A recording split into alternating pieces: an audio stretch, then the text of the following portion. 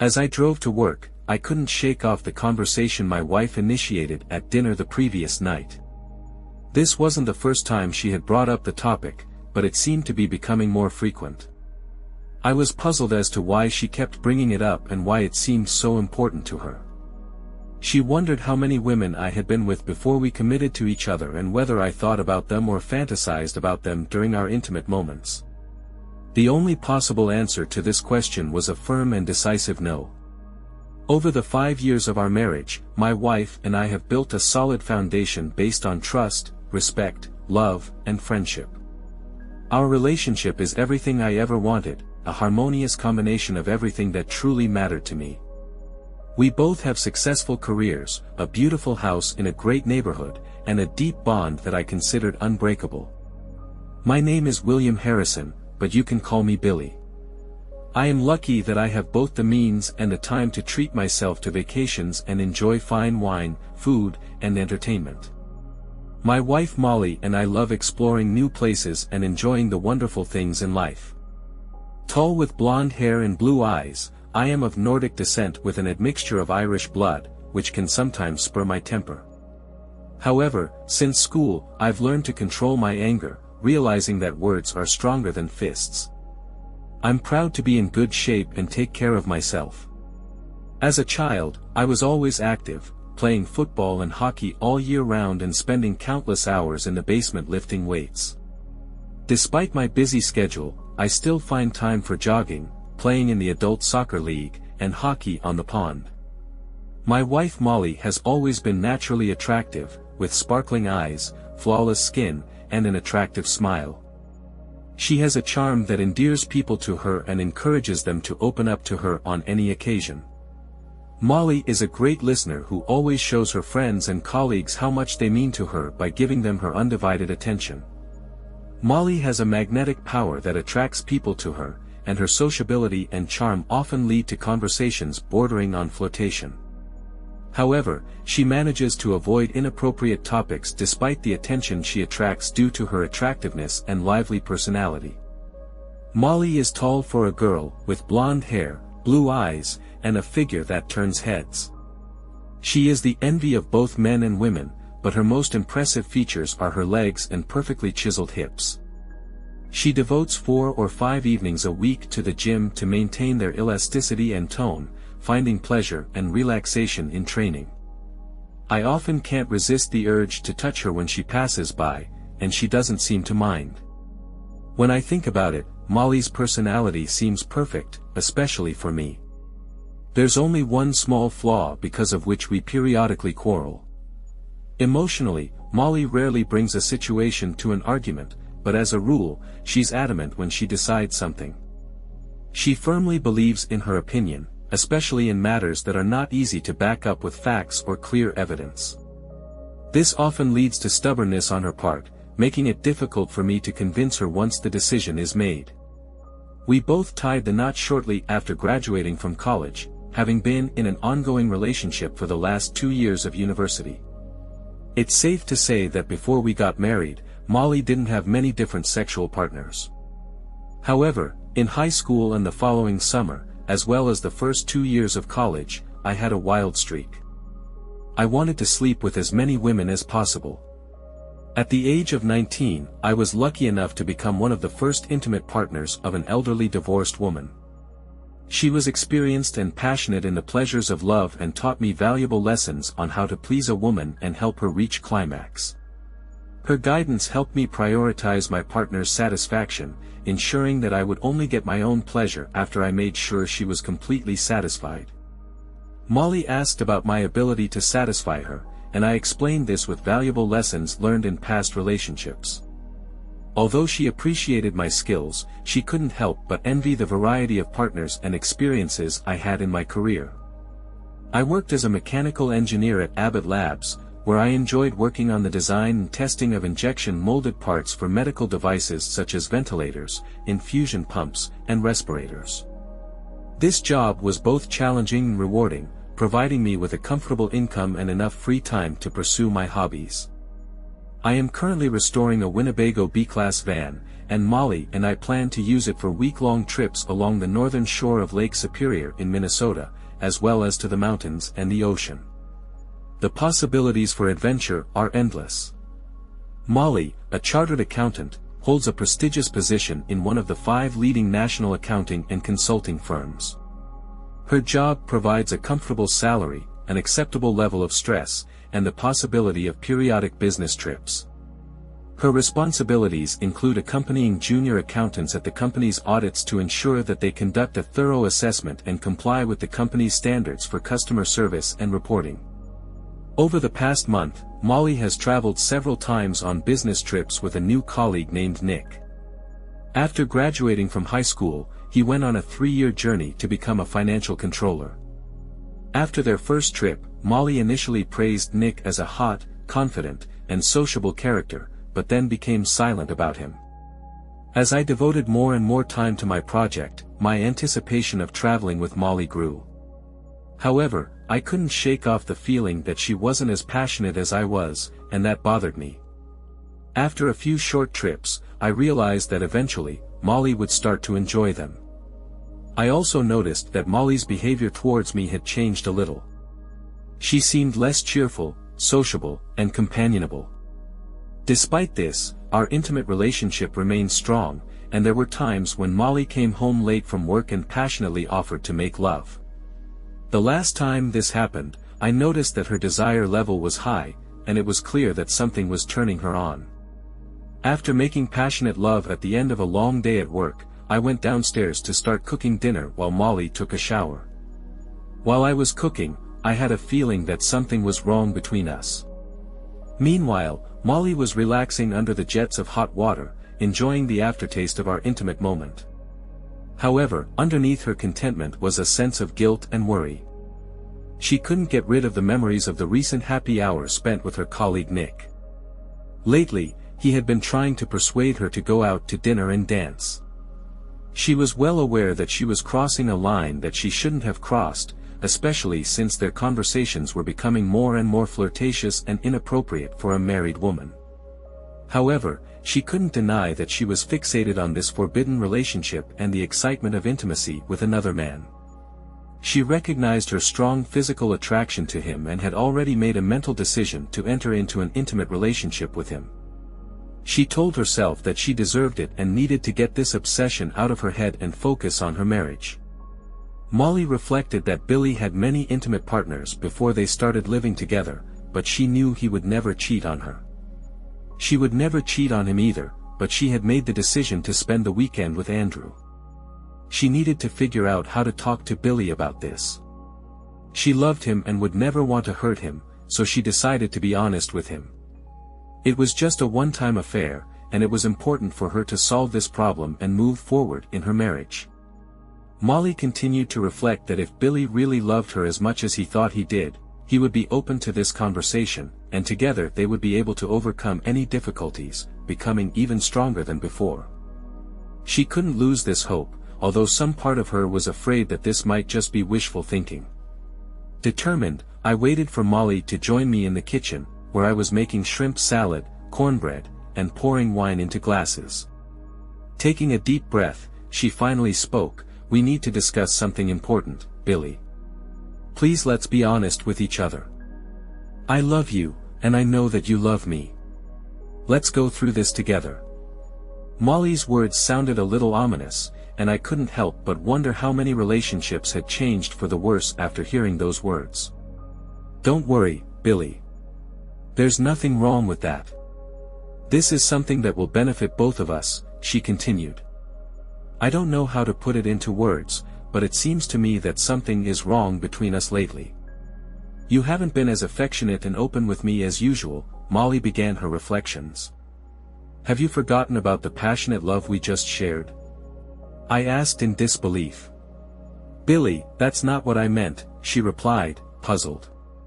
"But since you're talking about it, what made you want me so badly that you practically tore off my clothes?"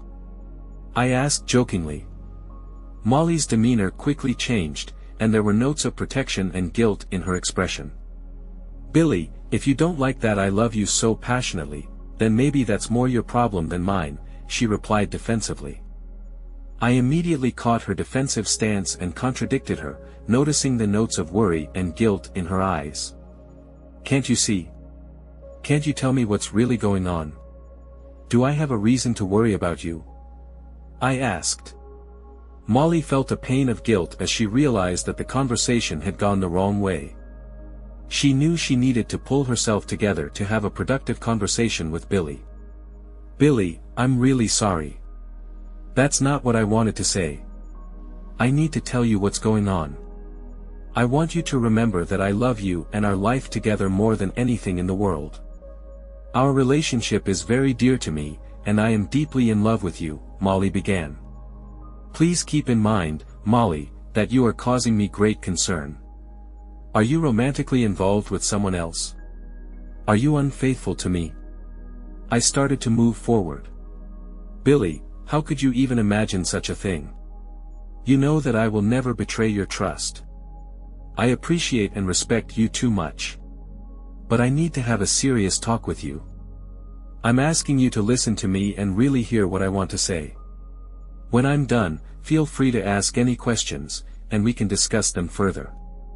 My love, I want to emphasize once again that I am devoted to you and only to you. I imagine a future with you, children together, old age together, and I will always be by your side as your wife," Molly said. "I have something difficult to tell you, so please listen carefully. Do you remember when I mentioned Nick, my colleague with whom we traveled together? Well, I also had lunch and met with him, and had dinner.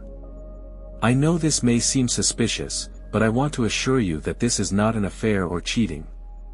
I may have crossed the line by not telling you how I spend time with him, but I promise there's nothing wrong with my intentions," she said. "Maybe I don't feel love for him, but our communication was filled with flirting and meaningful hints. It all seemed a little cheeky but harmless. That was until he confessed that he wanted intimacy with me. He is 7 years younger than me, incredibly attractive, and in great shape, and I found myself inexplicably attracted to him," Molly confessed in a fit of anger.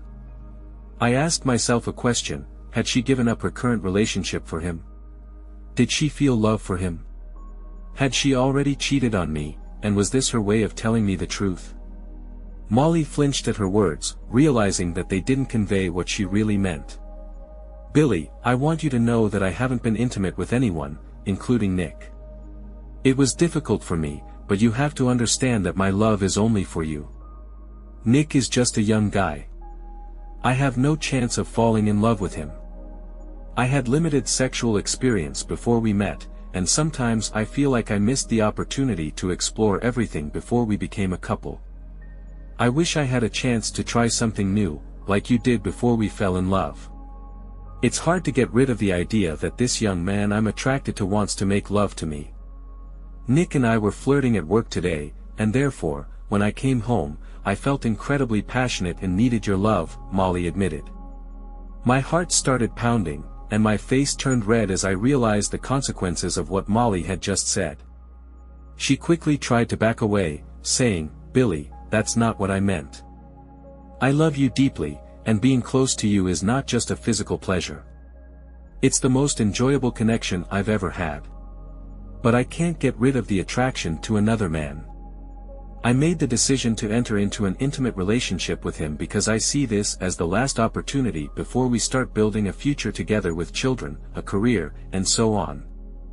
I think I deserve this experience, and I ask for your understanding and permission. I want to assure you right away that I have never cheated on you and will not cheat on you, and my respect for you remains unshakable," Molly said. "That's why I'm asking you to let me do this. I also inform you that I have already made a decision," she said.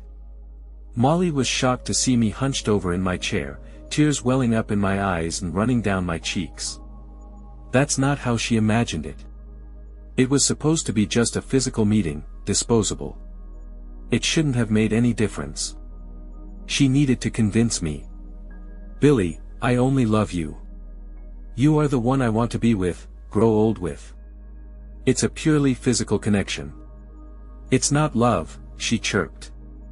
Molly begged me, trying to justify her quest to get intimate sensations. She promised to atone for the rest of her life if only I would give her that indulgence. She swore that she would never change and stressed that this was just a manifestation of her love for me. When I got up from the table, the hurt and anger in my eyes scared Molly.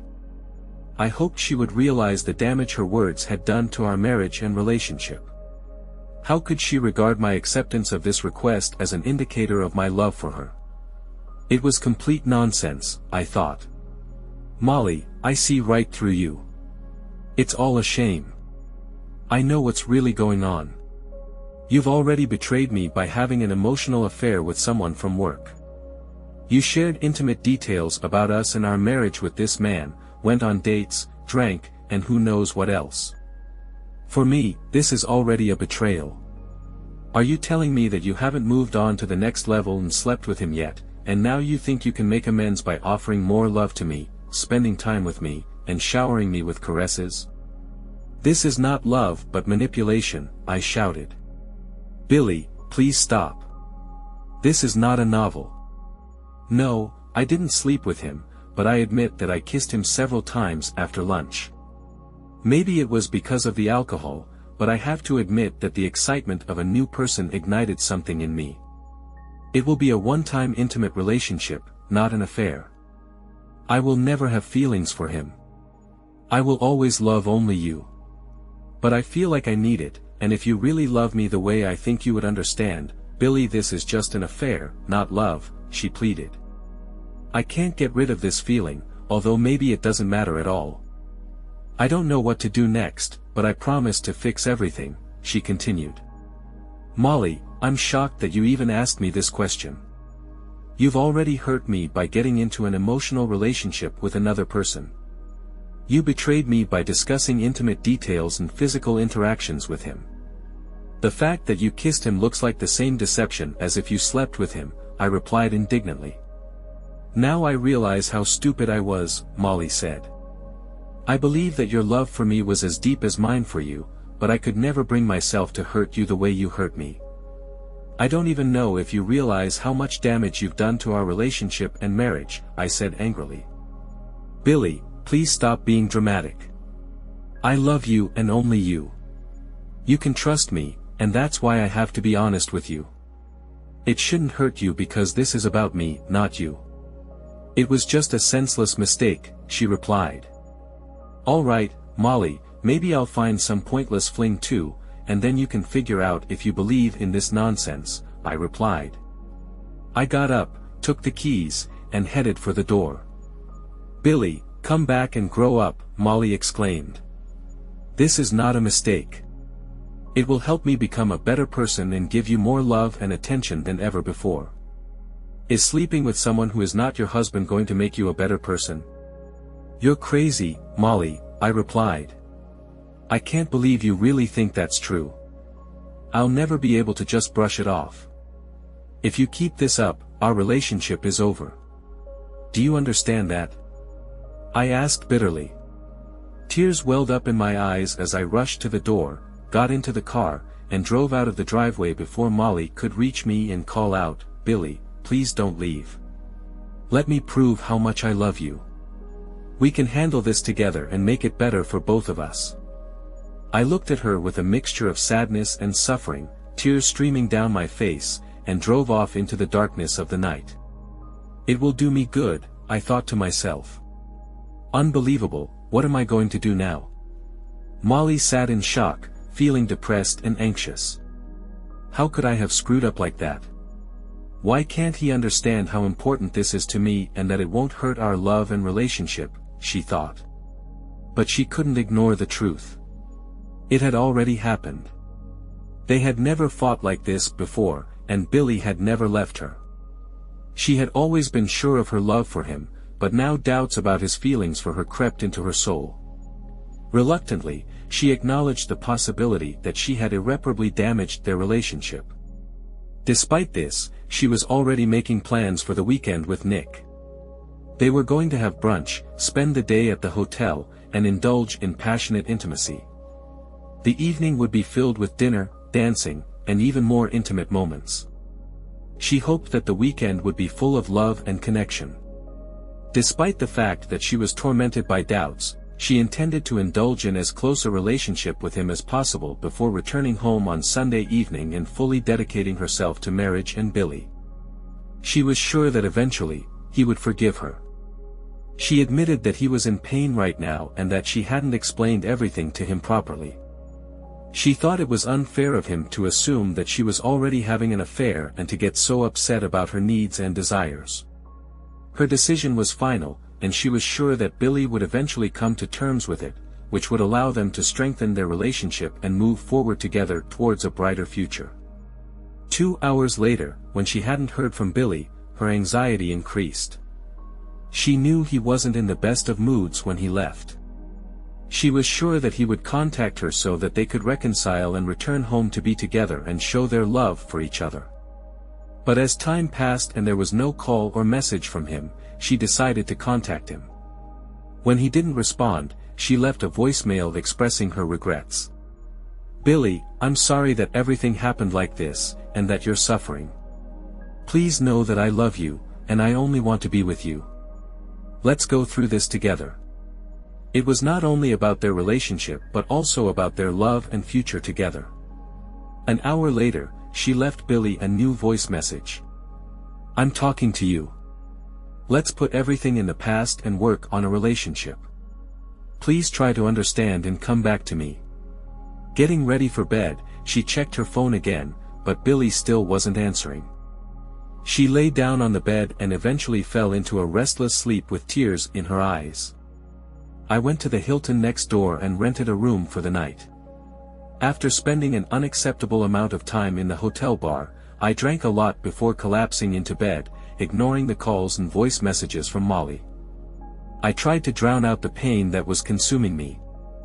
I still couldn't get over the shock and disbelief at her audacity when she considered it acceptable to confess her love to me and, at the same time, insisted on betraying our marriage vow. I was all too familiar with her stubborn nature, but it was a line that could not be crossed without consequences.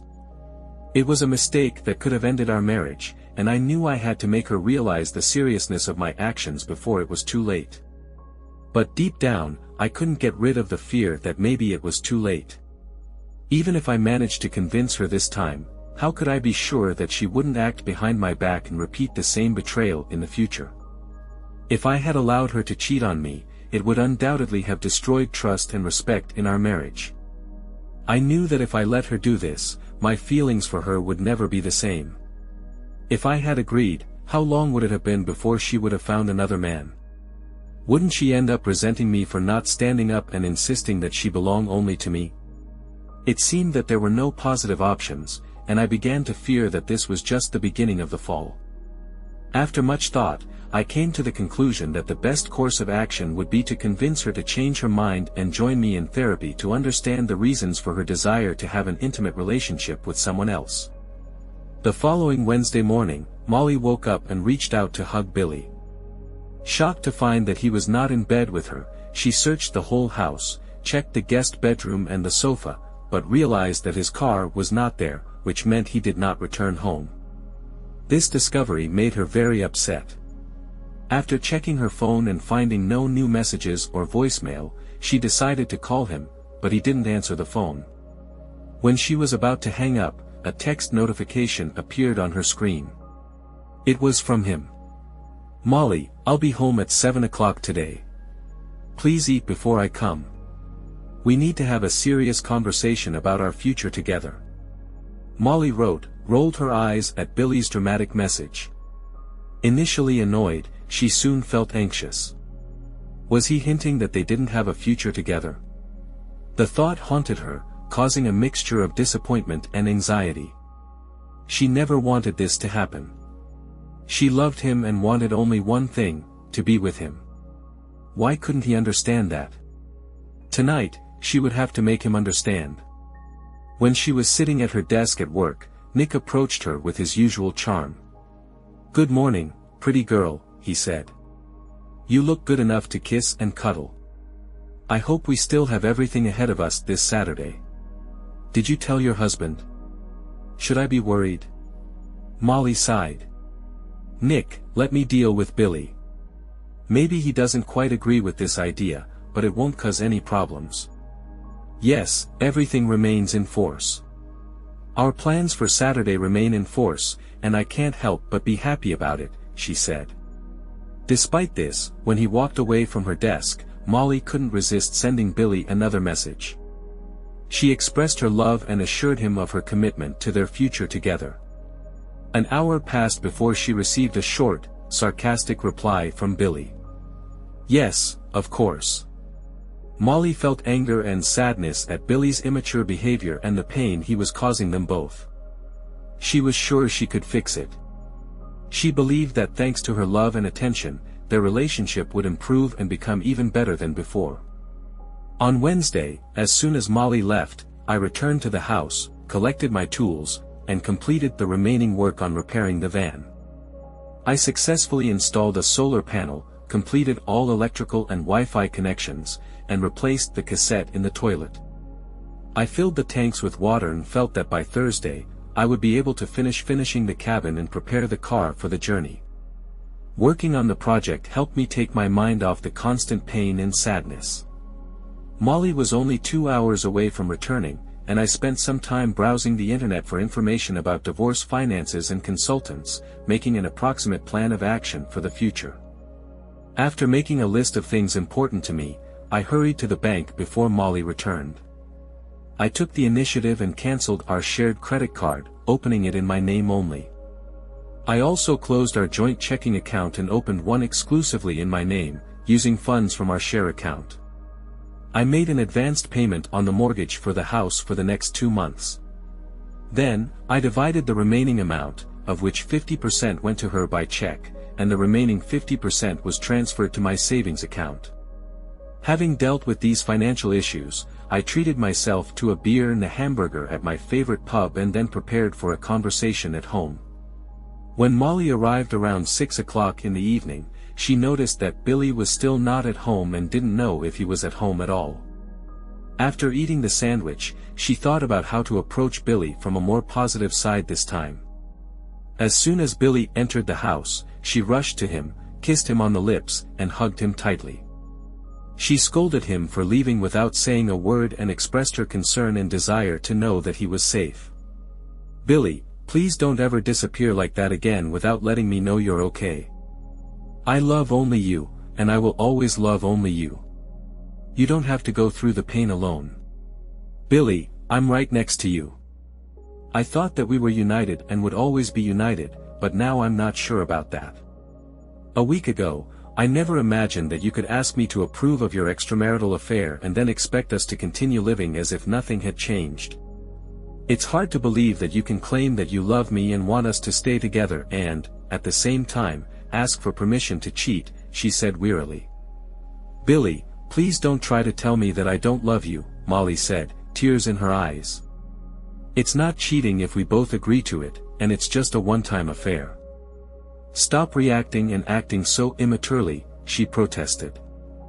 "Molly, if you want to talk about drama and immaturity, look at yourself. I see a woman I once loved, but now it seems to me that someone or something unfamiliar has taken possession of her. She's trying to convince me that she loves me, but at the same time, she wants to have an affair with another man for the weekend and then go back to what it was before. But I know it's impossible. We will never be able to become the couple we were before." I replied. "How would you feel, Molly, if I went and slept with someone else and then told you it was just an affair?" I asked. "It's not fair, and you know it, Billy. You've had a lot of women in sexual encounters in the past, and I haven't had any. If you had done that, I would have kicked you out, and I'm not sure I could have forgiven you," she said, stunned. "So why should it be different with me?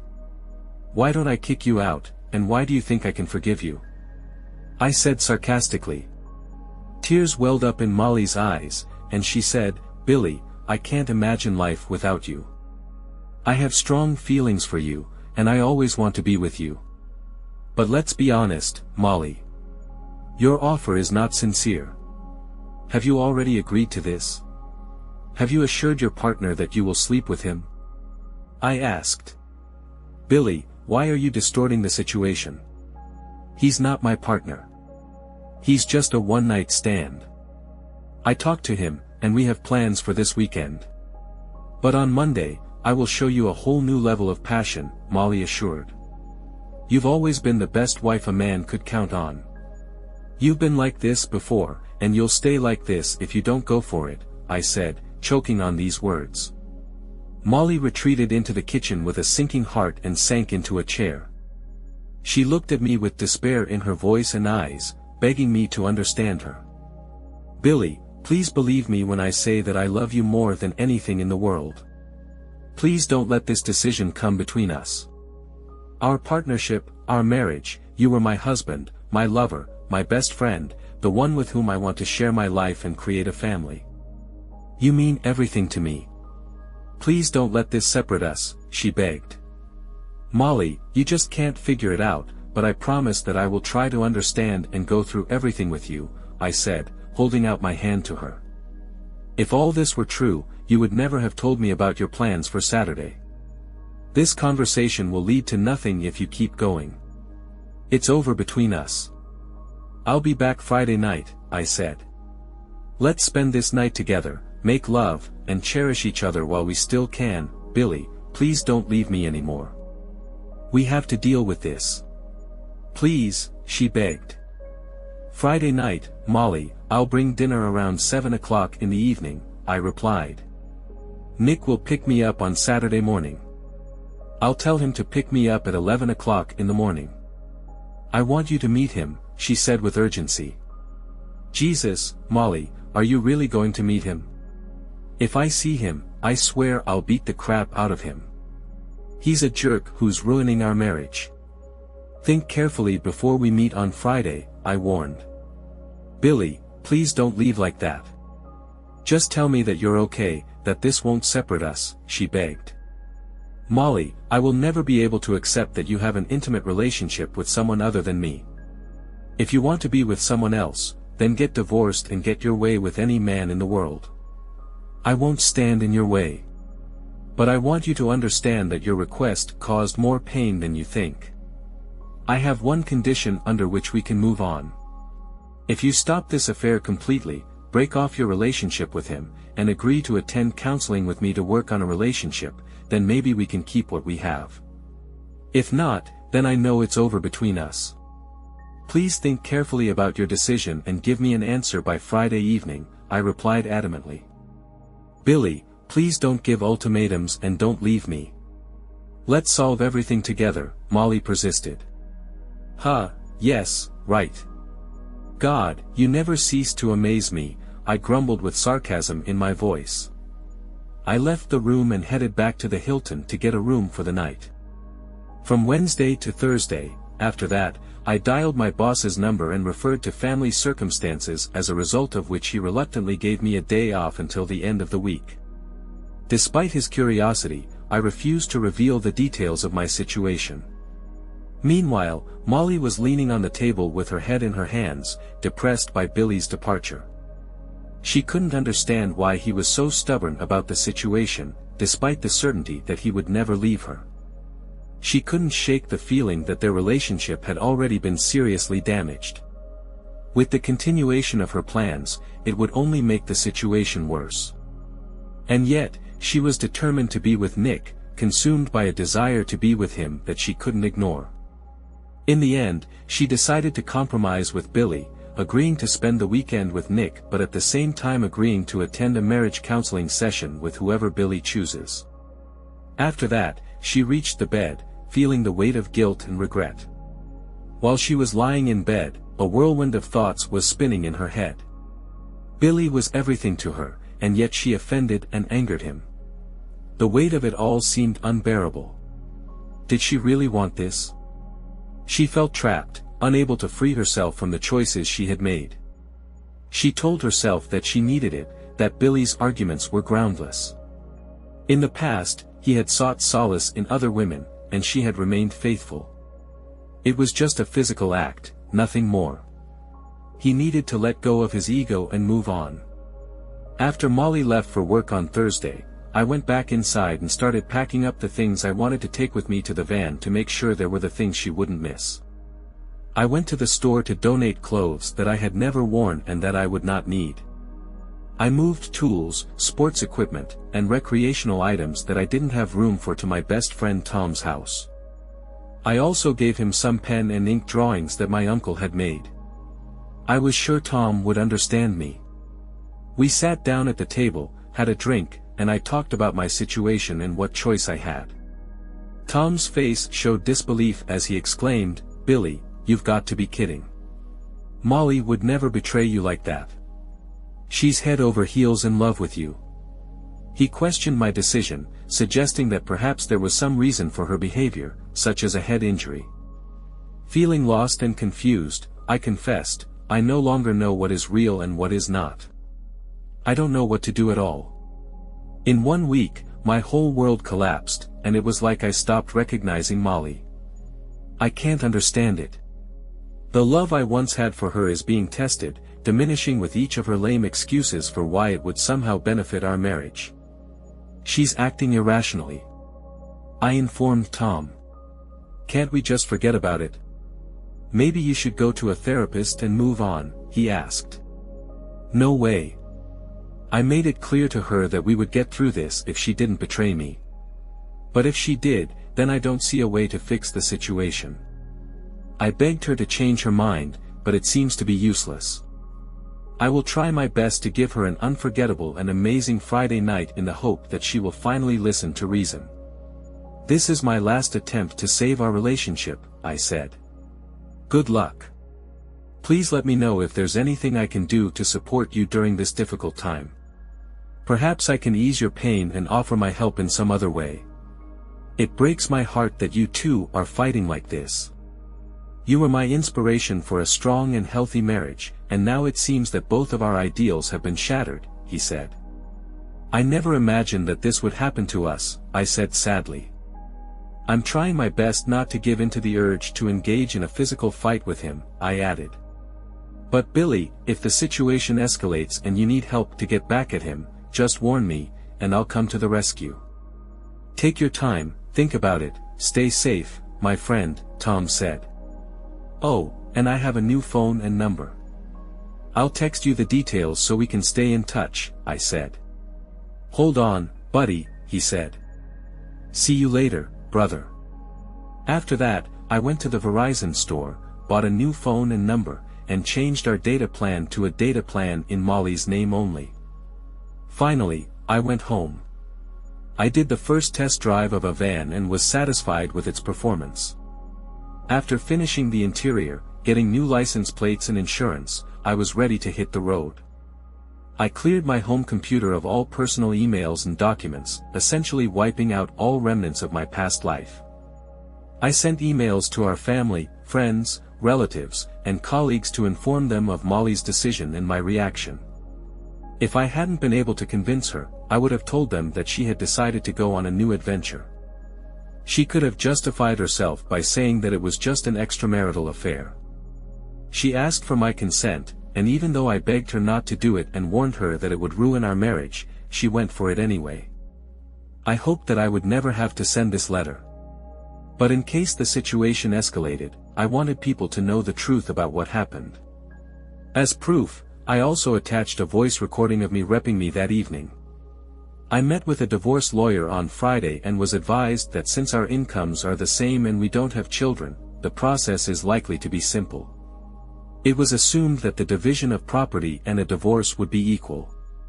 The only point of contention was whether my account, which had more than $200,000 in deferred tax into which I had made significant contributions, would be included in this section. My ex-wife was a participant in a defined benefit pension plan, which further complicated the situation. In the end, I decided that I had earned this money through hard work and did not want to risk losing half of it because of a woman who cheated on me. Therefore, I decided to take a 40% tax hit and withdraw the money before the divorce process affects my retirement savings. I decided to wait until the weekend, still holding out hope that I would be able to convince Molly to come out of this ongoing nightmare. As Friday approached, I felt that our entire future, our marriage, and my feelings for her were solely in Molly's hands. I could only hope and pray that she would make the right decision. On the way home, I bought shrimp, swordfish, and Caesar salad. Then, I lit the grill. I made a couple of bottles of white wine, filled the fridge with ice, mixed gin and tonic, and was looking forward to Molly's return from work. She was thrilled when she came into the kitchen and saw that I was cooking. "Thank God you're home, Billy. I've missed you so much, and I hate it when you're not with me. Promise me you won't do this anymore. You love me. I love you. We should be together," she said with a smile. She came up to me, and I felt surprised and delighted when I hugged her and kissed her with a deep, gentle kiss. "Molly, why don't you go freshen up and put on something attractive? Bring a glass of wine with you to start the celebration. As soon as you come down, I'll start grilling, and we can enjoy a wonderful dinner together." Efforts, she didn't get an answer from him. The woman stopped communicating with him and focused solely on work and home, hoping that he would eventually return to her. She remained faithful to their relationship and patiently waited for its restoration. One day, about 6 months after what happened to Nick, a terrible incident occurred. He was beaten when he was returning from a nightclub in a drunken state. Molly and Billy reflected on the events that had happened, not understanding how they could believe that everything would be fine for years had passed, and Molly still hoped that Billy would come back, but he never did. One fateful morning, when Molly was about to leave for work, a man approached her and asked about her identity. After confirming her name, he handed her an envelope that read, "You have been served." Without shedding a tear or showing any emotion, Molly just stood there and, with a slight grin, said goodbye to her marriage forever. 7 years after breaking up with Molly, Billy was enjoying life with his beautiful wife, who was 5 years younger than him and gave birth to a healthy son who was born a week ago. Billy was happy to become a father. He couldn't get enough of the fact that his life had found happiness and love. As for Molly, her life had changed. She married a wealthy man who dreamed of an heir, but Molly could not bear a child. For the second time, Molly suffered a miscarriage, and her husband Max warned her that if she was unable to give birth to an heir, he would abandon her. After giving Molly another chance to get pregnant and have a baby, he waited patiently. Molly was desperate. She maintained a healthy lifestyle, played sports, and when she got pregnant for the 3rd time, their happiness knew no bounds. But this happiness did not last long. In the 3rd month of pregnancy, Molly miscarried again. A month later, Max and Molly divorced. Apparently, Molly didn't deserve the happiness of being a mother. It's up to you to decide, karma or fate.